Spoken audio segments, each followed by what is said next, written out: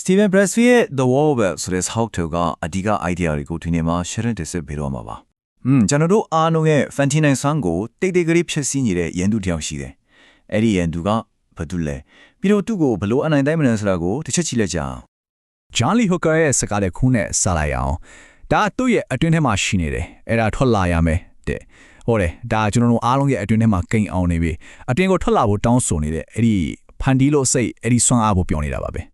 ကျွန်တော်တို့အများစုမှာလည်းဘွားညခုရှိတယ်လို့ဆိုကြတယ်တခုကတော့အခုလက်ရှိနေထိုင်နေတဲ့ဘွားပါနောက်တစ်ခုကတော့ကို့အတွင်းထဲမှာရှိနေပေမဲ့အကောင့်အထည်မဖော်ရတဲ့ဘွားတစ်ခုစာရေးသူ Pressfield ကတော့ဒါဟာလူသားတိုင်းနီးပါးရင်ဆိုင်နေရတဲ့အကြီးမားဆုံးပြဿနာတစ်ခုပဲလို့ဆိုထားတယ်အဲ့ဒီမရှင်တန်ရတိတို့ဘဝဆိုတာဘာကိုဆိုလိုတာလဲ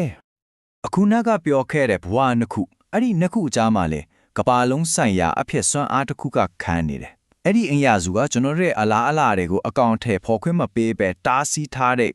ဓိကရန်သူပါပဲကဲအဲ့ဒီရန်သူနဲ့မိတ်ဆက်ပေးပါစေသူ့နာမည်ကတော့ resistance ပါညနာလို့ဓာတ်ရိုက်ပြန်ရရင်တော့တွန်းလန့်ကိုခံမှုပေါ့ဟုတ်ပါတယ်ဒါကျွန်တော်တို့ရဲ့အဓိကပြိုင်ဘတ်ပါပဲ Pressfield က resistance ကိုဘလို့အဓိပ္ပာယ်ဖွင့်ဆိုထားတယ်လဲဆိုတော့ဒါဟာအလားအလာရှိတဲ့လုပ်ငန်းတစ်ခုကနေထုတ်လွှတ်နေတဲ့စွမ်းရည်တစ်ခုတဲ့နားလည်အောင်ပြောရရင်ကိုကတစ်ခုခုကိုဖန်တီးတော့မယ်ဆိုရင်အဲ့ဒီຢာကနေစွမ်းရည်တစ်ခုထွက်လာတယ်အဲ့ဒီစွမ်းရည်ကကိုယ့်ကိုအလုံးမလုံးနိုင်အောင်နောက်ပြန်စွမ်းနေတဲ့တွန်းထုတ်နေတဲ့အင်အားတစ်ခုပါပဲဒီစစ်ပွဲကိုအနိုင်တိုက်ကြတဲ့လူရန်သူကိုအရင်ဆုံးတေချာနာလေထားမှုလိုတယ်မဟုတ်လား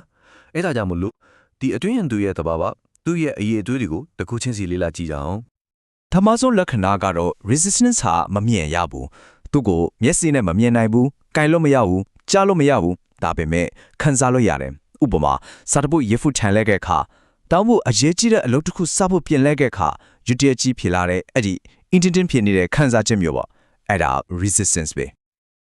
ဒုတိယချက်ကပိုတောင်အရေးရှိသေးတယ် resistance ဆိုတာကအပြင်ကရန်သူမဟုတ်ဘူးသူကကိုယ့်အတွင်းစိတ်ကနေပေါက်ဖွာလာတာကိုယ်တိုင်ဖန်တီးပြီးကိုယ်တိုင်ပြန်အားဖြည့်နေတာအဲ့ဒါကြောင့်ပဲတခြားဘသူကမှအဖြစ်တည်လို့မရဘူးသူကိုတိုက်ဖို့အရန်ခက်ခဲနေတာလေအဲ့ဒီအချက်ကြောင့်ပဲနောက်တစ်ချက်ကတော့ resistance ဟာအမတန်ကိုဆင်းလက်ကောက်ချစ်တယ်ဆိုတာပါပဲသူကလေကိုယ့်လို့ကိုမလို့ဖြစ်အောင်ဆိုရင်ဘာမှဆို problem ပဲမနှက်ဖြစ်မှလို့ပါလားဆိုပြီးချော့မော်မယ်လုံးနိုင်မှာမဟုတ်ပါဘူးဆိုပြီးချင်းချုံမယ်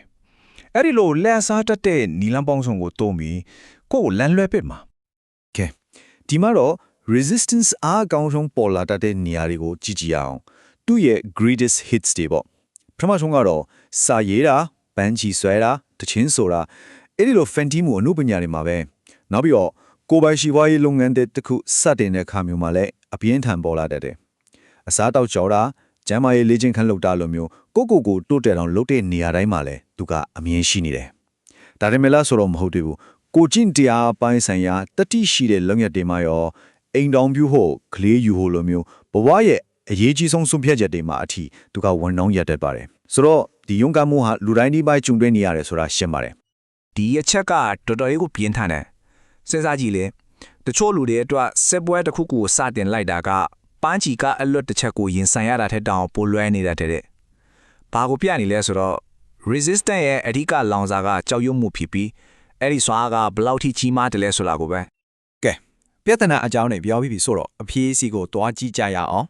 ဒီစစ်ပွဲအတွက်တိုက်ခတ်ရေးအစည်းအဝေးကဘာဖြစ်မလဲအဲ့ဒါကတော့ professional တယောက်အဖြစ်ပြောင်းလဲလိုက်တာပါပဲဒီမှာအပျော်တမ်းသမားနဲ့ professional တယောက်ရဲ့ signature ထားဘယ်လောက်กว่าလဲဆိုတာကိုရှင်းရှင်းလင်းလင်းရှင်းပြထားတယ်ဥပမာအပျော်တမ်းသမားကအပျော်သဘောနဲ့လုပ်တယ် professional ကတော့သူ့အလုပ်ကိုတည့်ရရှင်ရလို့သဘောထားတယ်အပျော်တမ်းသမားကအားရစနေတနင်္ဂနွေမှာလုပ်တဲ့သူဆိုရင် professional ကတော့တပတ်9ရက်လုံးအလုပ်လုပ်တယ်တယောက်ကဒါကိုဝါသနာအဆင့်မှာပဲထားပေမဲ့နောက်တစ်ယောက်ကတော့သူ့ဘဝတစ်ခုလုံးကိုဒီလုပ်အတွက်ညှိနှံထားတာနောက်ဆုံးတစ်ချက်ကစိတ်ဝင်စားဖို့ကောင်းတယ်အပျော်တမ်းသမားကကိုယ်အမှုပညာနဲ့ကိုယ့်ကိုတစ်ထပ်တေးကြားနေတယ်လို့ခံစားရပြီး professional ကတော့အဲ့ဒီအပေါ်မှာဟာတညံလေးနဲ့ကြည်တတ်တယ်ဆမ်ဆန်မိုဟာမက်ဒီစကားက professional တယောက်ရဲ့အဓိကကျင့်ဝတ်ကိုအကောင်းဆုံးဖော်ပြသွားတာပဲသူကဘာပြောလဲဆိုတော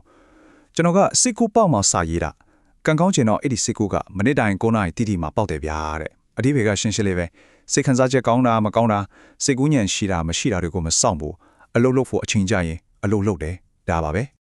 ဒါဆို professional တယောက်ရဲ့ကျင့်ဝတ်စည်းကမ်းတွေကဘာတွေလဲ တစ်ချက်ချင်းကြည့်အောင်နံပါတ်1နေ့တိုင်းအလုပ်ခွင်ဝင်တယ်အလုပ်ကိုတစ်ဆိုင်မှတ်လုပ်တယ်နံပါတ်2ကအစိတ်ရှည်တယ်ဒါကမီတာတရာအပြည့်ပြန်ဝယ်မဟုတ်ဘူးမာရသွန်တစ်ခုဆိုတော့ကိုနားလေတယ်နံပါတ်3ကြောက်နေအောင်ရှေ့ဆက်လုပ်တယ်ကြောက်စိတ်ကိုအတွေးနဲ့မဟုတ်ပဲလက်တွေ့လို့ရက်နဲ့ပဲအနာယူရမယ်ဆိုတာသိတယ်နောက်တစ်ခုကအခက်ခဲတွေကိုခံနိုင်ရရှိတယ်ဝေဖန်မှုတွေပယ်ချခံရတာတွေကိုအရေးမလုပ်ဘူးနောက်ဆုံးအချက်ကတော့ရှုံးနေမှုကိုကိုယ်ရေးကူတာဖြစ်မတတ်မှတ်ဘူးဒါဟာဒီကစားခွင့်ထဲမှာရှိနေခြင်းရဲ့တန်ဖိုးတစ်ခုပဲလို့မြင်တယ်ကဲနောက်ဆုံးအပိုင်းအနေနဲ့ပါနော်ဒီစစ်ပွဲကိုပို့ပြီးအသေးပဲရှိစေမယ်အစစ်မြင့်တဲ့အယူဆတစ်ခုကိုလေးလာကြည့်အောင်အဲ့ဒါကတော့ကိုယ့်ရဲ့နေမြေကိုရှာဖွေခြင်းပါပဲလူတွေကလုံခြုံတယ်လို့ခံစားရဖို့နီလန်နှမျိုးတွေကတစ်မျိုးကိုသုံးကြတယ်ပထမတစ်ခုကတော့ hierarchy လို့ခေါ်တဲ့အဆင့်ဆင့်ဖွဲ့စည်းပုံတွေကကိုယ့်ရဲ့အဆင့်အတန်းဥပမာယာဒူဂုံပုတ်တွေပေါ့နောက်တစ်ခုကတော့ territory လို့ခေါ်တဲ့ကိုယ့်ရဲ့နယ်မြေတစ်ခုနဲ့ဆက်သွယ်မှု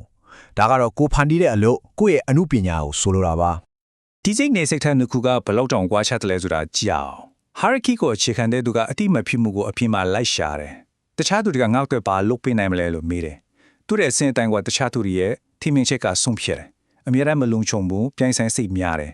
territorial orientation ရှိတဲ့သူကတော့အာရင်ကိုကိုယ်အတွင်းစိတ်ကနေရယူတယ်ငါနှလုံးသားထဲမှာပါကိုဖန်တီးချင်တာလဲလို့မေးတယ်သူ့အတွက်အာရင်ကအလုပ်ကိုယ်လိုင်းကနေလာတာဒါကြောင့်တည်ငြိမ်တယ်လုံခြုံတယ်လို့ခံစားရတယ်ဒါတော့အဓိကမှတ်ထားရမယ့်အချက်ကတော့စမန်တဲ့ professional အမှုပညာရှင်တီးအောင်ဟာနေမီကိုအခြေခံပြီးအလုပ်လုပ်တယ်ဆိုတာပါပဲဆိုလိုတာကသူတို့ဟာငွေကြေးကြော်ကြားမှုလက်ခုပ်တန်တွေလို့ပြင်ပကအရာတွေတော့အလုပ်လုပ်တာမဟုတ်ဘူးအလုပ်လုပ်နေရတဲ့ဖြစ်စဉ်ကိုယ်တိုင်ကိုပဲတန်ဖိုးထားတာဘာလို့လဲဆိုတော့စမန်တဲ့ဆူလာဖာရလက်မှာမဟုတ်ပဲအဲ့ဒီလုပ်ငန်းစဉ်မှာပဲရှိနေလို့ပါပဲဒီ EU အစကိုဘာကွာကြီးတဲ့အထက်ကရှေးကြတဲ့အဆုံးအမတစ်ခုကပိုပြီးတော့တောင်အားကောင်းစေပါတယ်ကျော်လို့မှာအလုပ်လုပ်ပိုင်ခွင့်ပဲရှိတယ်အလုပ်ရဲ့အတီးပွင့်ကြီးကိုတော့ပိုင်ဆိုင်ခွင့်မရှိဘူးတဲ့တကယ့်ကိုနဲ့ပါတယ်ဒါဟာရလက်ကိုဆွဲလာမနေပဲလုံငါးစင်ကိုပဲအာရုံစိုက်ဖို့ပြောနေတာပါပဲကဲအဆုံးသအနေနဲ့ဒီမေခွန်းလေးနဲ့ခြံထားခဲ့ပါစေလူတယောက်ချင်းစီရဲ့ဖန်တီးမှုလို့ဆိုတာကဘာကြီးအတွက်လက်ဆောင်တစ်ခုပါအဲ့ဒီလက်ဆောင်ကိုကိုယ့်ရဲ့တွင်းမှာပဲတောက်ခတ်မထားလိုက်ပါနဲ့ကိုယ့်ရဲ့ resistance ကိုရင်ဆိုင်ပြီးဒီကဘာကြီးကိုဘယ်လိုလက်ဆောင်မျိုးပေးရတော့မလဲ